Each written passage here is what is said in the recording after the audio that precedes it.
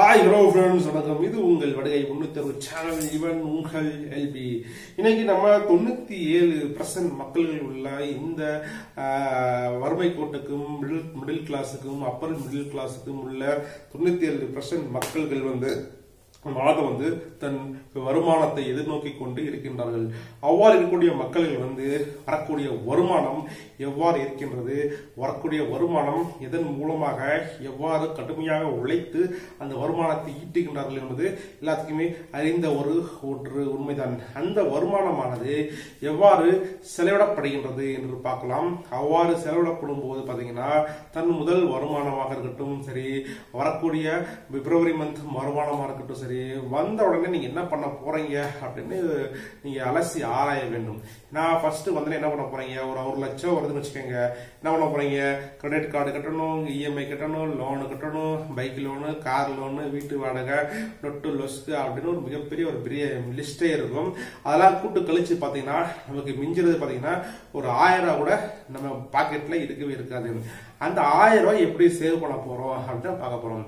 உங்களுக்கு வந்த வருமானம் வந்த உடனே நீங்க எவ்வளவு சம்பாதிச்சுக்கலாம். ஒரு 10,000 சம்பாதிக்கலாம், இல்ல 1 லட்சம் ரூபாய் சம்பாதிக்கலாம், ஒரு 2 லட்சம் சம்பாதிக்கலாம். அந்த வருமானத்துல 10% அமௌண்ட் எடுத்து தனியா வச்சிடணும். ஓகே, அதான் பண்ணக்கூடிய முதல் செயல்.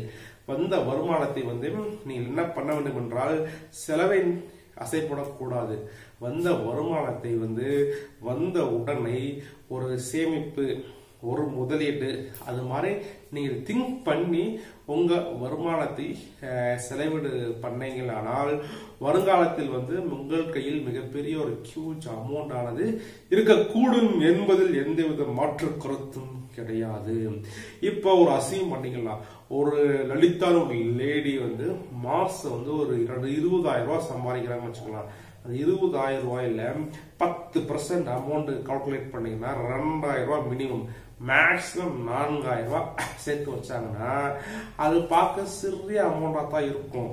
ஆனா நீங்க ஒரு 10 மாசம், 20 மாசம், 30 மாசம், 50 மாசம் அப்படின்னு ஆகும்போது பாத்தீங்கன்னா அது 2,000, 4,000 ஆகலாம், 4,000, 8,000 ஆகலாம், 8,000, 16,000 ஆகலாம், 16 1 லட்சம் ஆகலாம், 1 லட்சம் 2 லட்சம் ஆகலாம்.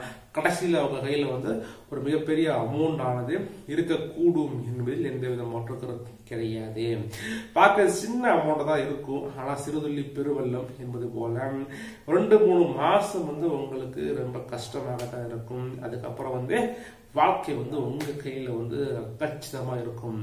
மிகப்பெரிய ஒரு எடுத்துக்காட்டாக பார்க்கலாம். லலிதாவை எடுத்துக்கொள்ளலாம். லலிதா மாசம் 30,000 சம்பாதிக்கிறாங்க. 30,000 ரூபாயில 10% 3,000 ரூபாயை சேமிப்புல போடுறாங்க. 60 வருடங்கள், 30 ஆரம்பிச்சு 60வது வயசு வரைக்கும் சேமிப்பை தொடங்குறாங்க. கிட்டத்தட்ட 30 வருஷத்துல 10,80,000 ரூபாய்கள் சேமிப்பாக வந்திருக்கும். அவ்வாறு வந்தக்கூடிய அமௌண்டை 12% தரக்கூடிய ஒரு மியூச்சுவல் ஃபண்ட்லயோ, ஒரு ஷேர் மார்க்கெட்லயோ, இல்ல ஒரு பிக்ஸ்டு டெபாசிட்லயோ, இல்ல பிபிஎஃப்லயோ இதுலயோ ஒன்று போடுறாங்க.